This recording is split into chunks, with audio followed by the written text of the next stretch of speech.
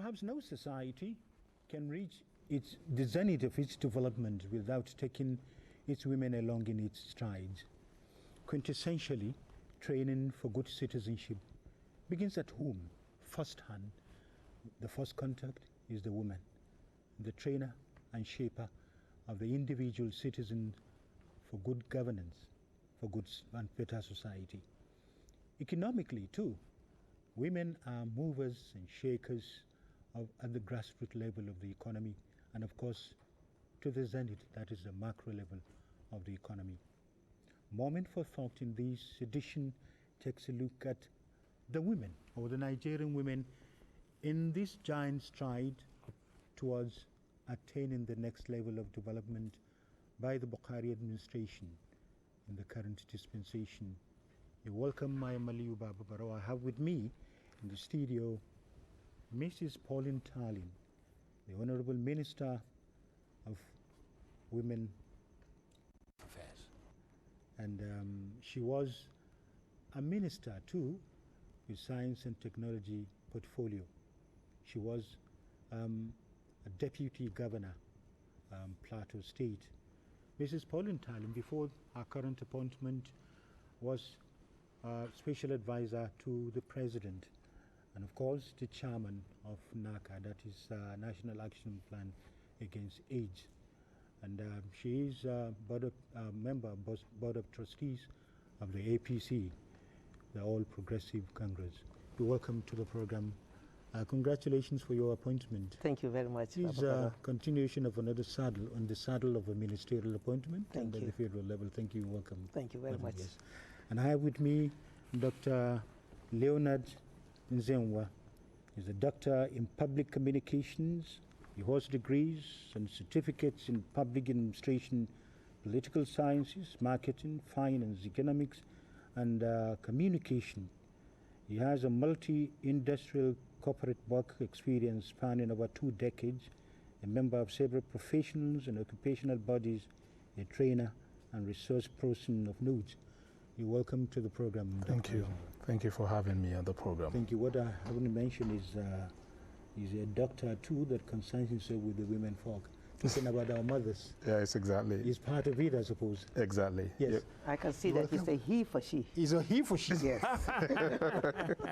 That is good.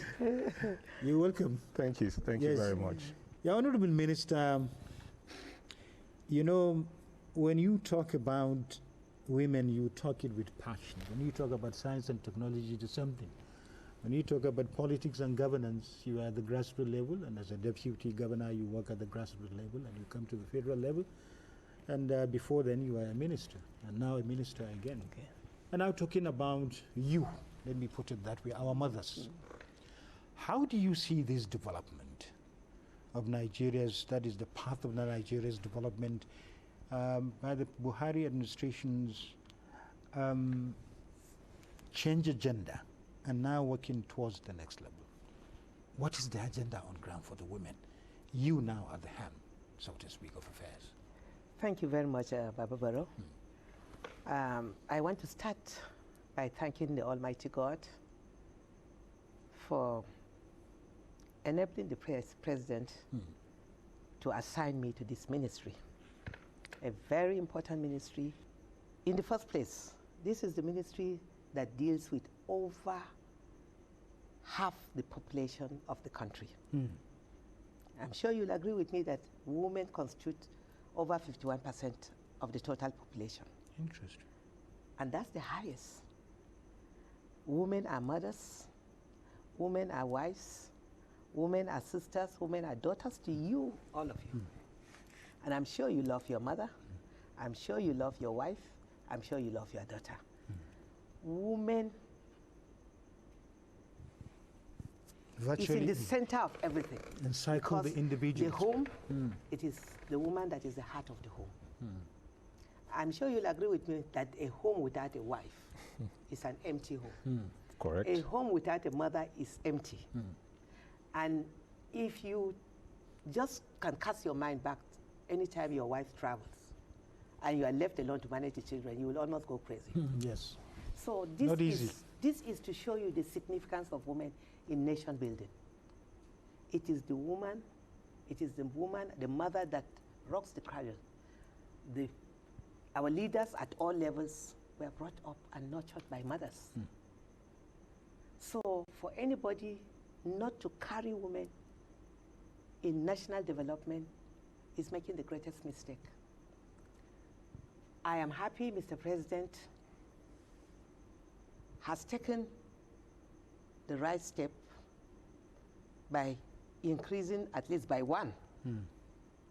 Although we say thank you, but it's still not enough. The Oliver Twist? Yes, of course I have it. Yes. We are Oliver Twist because we need to be attended to, we need to be carried along, we need to to take our rightful place in nation building. Look at countries that carry women along in all spheres of development. Look at Rwanda, look at South Africa, look at Dakar, Senegal, Kenya, Ghana, Ethiopia, name it. Almost all the African countries are far ahead of us. Why? Because they have taken the largest chunk of the population along with them. When you carry women in scheme of things, you are carrying starting from the family. You are carrying the family. The family is the nucleus of the society. Yes, the minutest group of that's society. That's right. And once you get it right at the family level, the society and the entire country. Charity begins right. at home, yes. So carrying women along is a divine project. Because even from creation, God saw that the man cannot do it without the woman. The man was not happy, he could not smile, he could not do anything until God created the woman. So for a man to be complete, if you see a man succeeds in whatever he's doing, he has a good home, he has a peaceful home, he has a wife that is giving him the backing behind the scene. So once this woman is well educated, there is no profession in Nigeria today that you don't find women. Yes. That are participating actively. We have female pilots, we have female engineers, we have female doctors, lawyers, name it. Yes. And if we have more of that, the development will speed up. Yes. So I am appealing to all Nigerians to acknowledge this divine project and carry women along, so that we can attain the required development we are yearning for. Yes. But if we ignore this chunk of population that are very willing in the marketplace, women dominate it. Yes. Well, we could see that actually. Let me come to Dr. Zenwa. You heard what the Honorable Minister of Women Affairs said, perhaps starting from the grassroots, or the minutest group of the society, that is the family, then the community, the school system, and the general society. Women, from your own perspective, let's take a look at the issue of value system. We all cry out and say the youth are losing their values, the moral decadence and what have you. It's part of the developmental pattern, or development, quintessential element for development, that is behavioral, the attitudinal change of the society, especially the younger generation.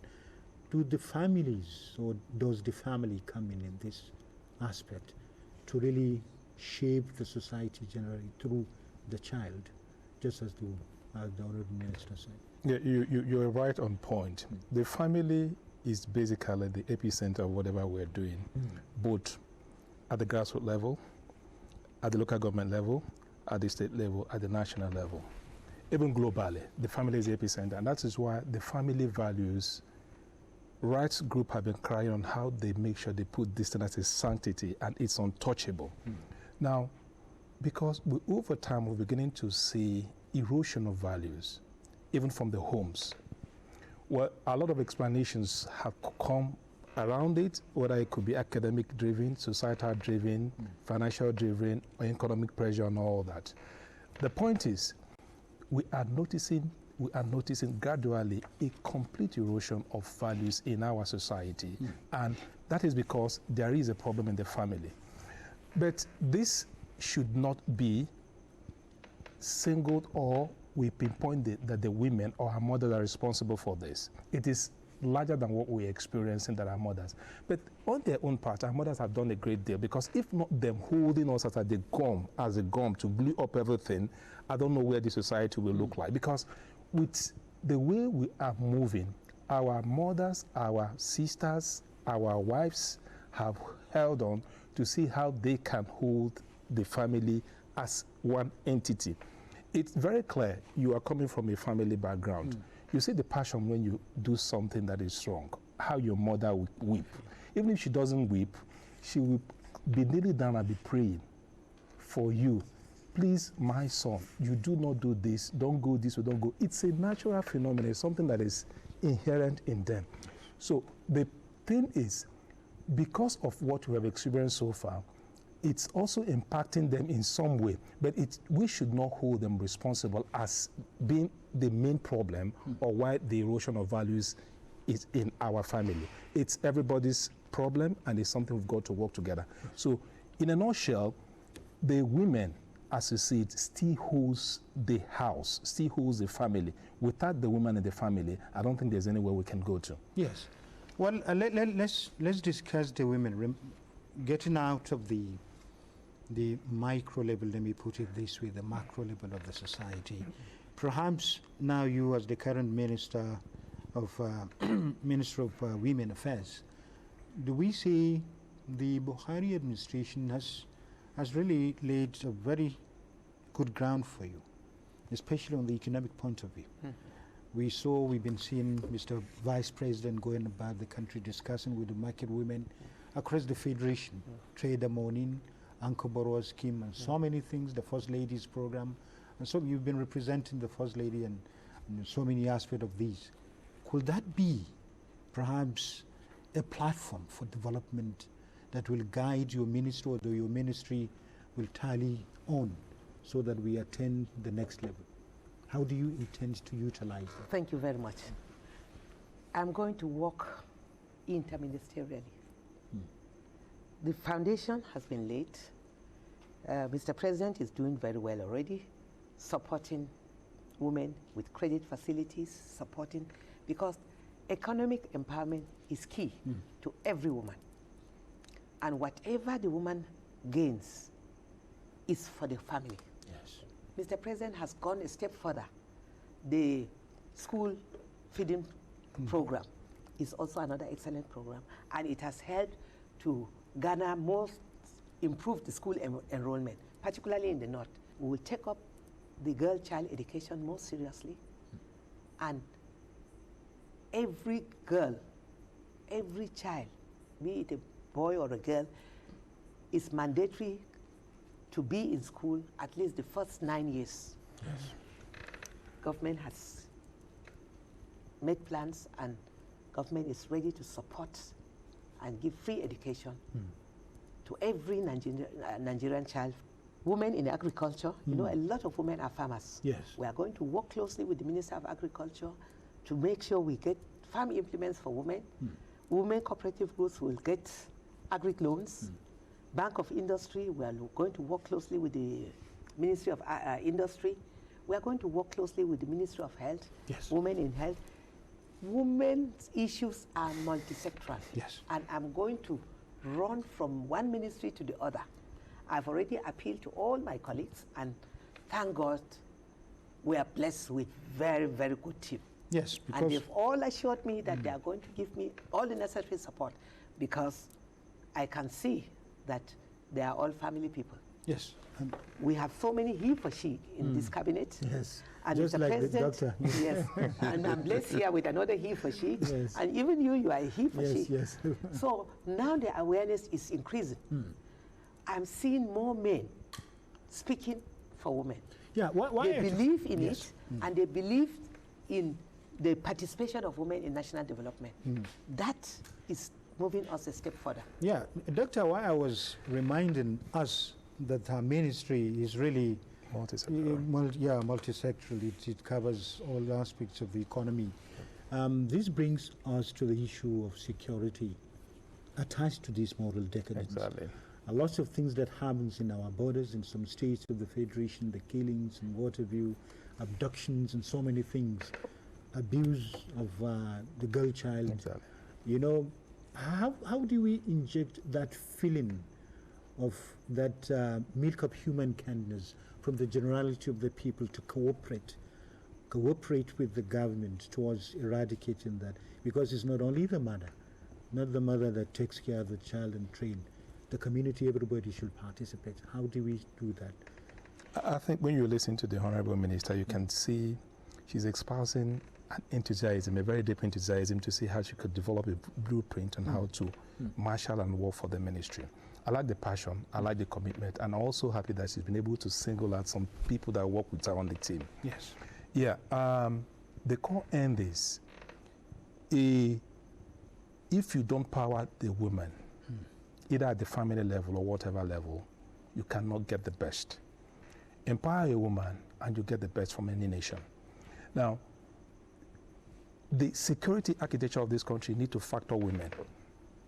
What we've done, we're having security architecture, have not really looked down to see how women will play significant role in trying to come in and get themselves involved actively on how to proactively work with the security apparatus and see how they can work and stop what is happening in society or minimize it.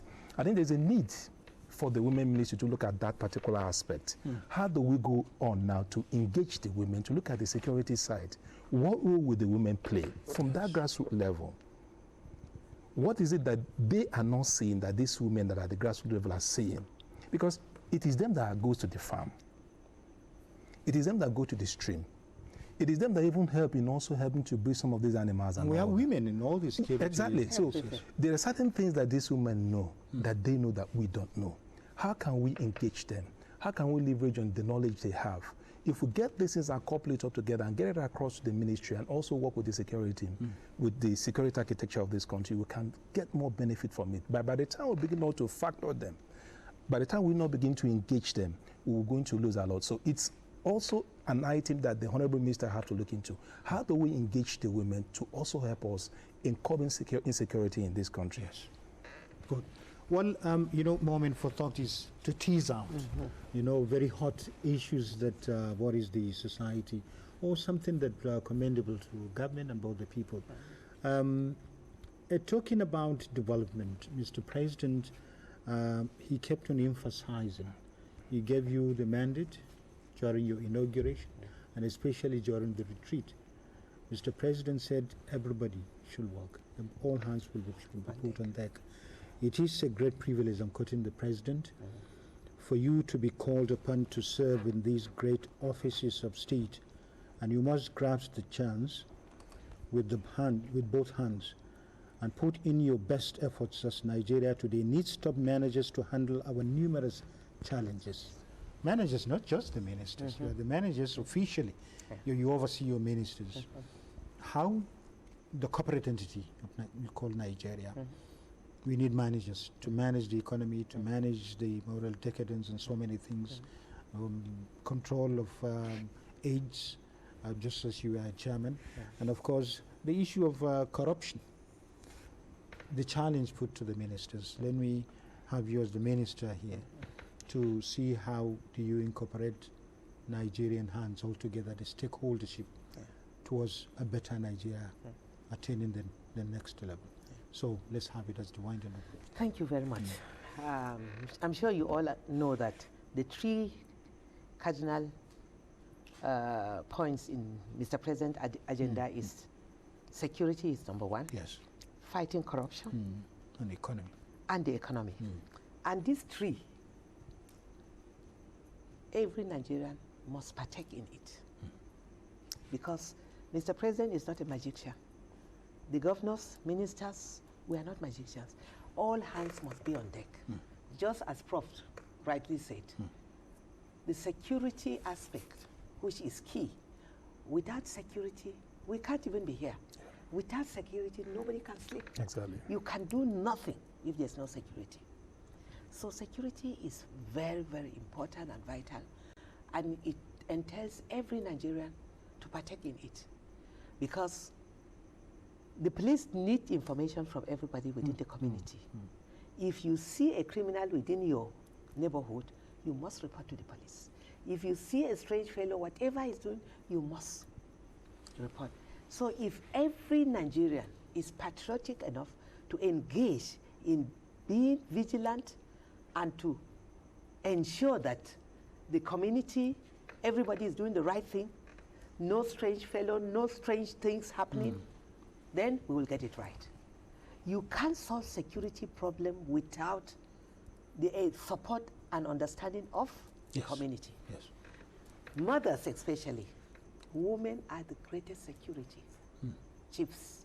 I call mothers as the greatest security chief. Take from creation. From pregnancy, Protection. a mother secures the child in That's the womb it. for 9 months. Yeah. Have you ever thought of that? So that is the first security. We secure the pregnancy for 9 months. That is the child citizen. is in, yes. That citizen, when he's out after 9 months, the mother nurtured it, sleepless night for at least a minimum of 2 years. Protection all the way. All the way until Up to adulthood. adulthood, okay. In fact, even you now, as adults with your wives and children, if your mother is alive, you still behave a baby. Yes, Exactly. definitely. Because you still want to go and eat her soup, you still want to go and seek for her counsel and her blessing. Yes. So the role of mothers cannot be quantified. Yes. If we get it right, we must carry the women along. Yes, doctor. What a mother sees, the man doesn't see it. Yes. The mother's eyes is round, round the head. Like that of an owl. Yes. If a child, children, take for example a big family with a population of about 9 children. If 2, 3 are fighting here, those behaving or misbehaving behind me, somehow is a divine instinct by God. Yes. We feel it and we react and respond to it. It's divine. That is a special gift from God. Yes. So if we tap all these gifts that God has specially given a woman, Yes. Yes. we'll get it right. Yes. So how do we move the nation ahead towards the next level? All these various, she touched a very vital area, that is the security and all things, which begins even at home, even in the womb. Yes. I think moving the country to the next level, or moving the country progressively forward, especially as you're coming from the perspective of the woman. Yes. I was a little bit disappointed when I saw the number of women that was appointed as ministers. Don't be disappointed. No, According personally. to Aikim, by the way, he said, if the desirable is not available, the available Becomes desirable. Yes. And it is desirable. So, Yes. So go ahead. Yeah. You have just 1 minute. Okay. Well, since he has tried to up it by 1, Yes, we yes. commend him. Yeah. But generally, what we're asking is for us to move forward. We need to engage more women. As they are not in the elective positions now, we should see in the appointive positions, we get more women across So board. decision making is very important. Very, very crucial. Very, very crucial, because that will help to cement all that they have missed out in the elective positions. Okay. Yes. So in a nutshell, what we should do basically is all the biases, all the stereotypes, all the things that made the women not to work effectively to see how they can partake in nation building. We collectively, across all stakeholders, will have to work to see how we completely diminish it or encourage them to come out. Because what we have now is, if we don't get it right as other nations are doing, like Rwanda, like Kenya, South Africa, Senegal, Ghana, Ethiopia, global, you can see the movement of women trying to change things. Just look at it, even at the sports, all African games now. It is the women that are making Nigeria proud. They are cleaning up, they're taking up golds here and there. While the men are faltering, but the women are doing better. You will soon mention Nigeria on that list. Sure. Yes. Thank you very much, Dr. Leonard Nzengwa, for you very your much. tremendous contribution, very beautiful for that matter, to this program. Honorable Minister for Women Affairs, thank you very much for coming on this program. We know you will bring to bear lots of experience in politics and governance, grassroots, and now women in development. Thank you very much Thank for you. coming. Well, you've had it all, a moment for thought. I am Aliyu Baba Barau. To close the discussion is just to say emancipation of the entire society requires the participation of all, not just the women folk. That has been moment for thought. Thank you for watching. Goodbye. Thank you.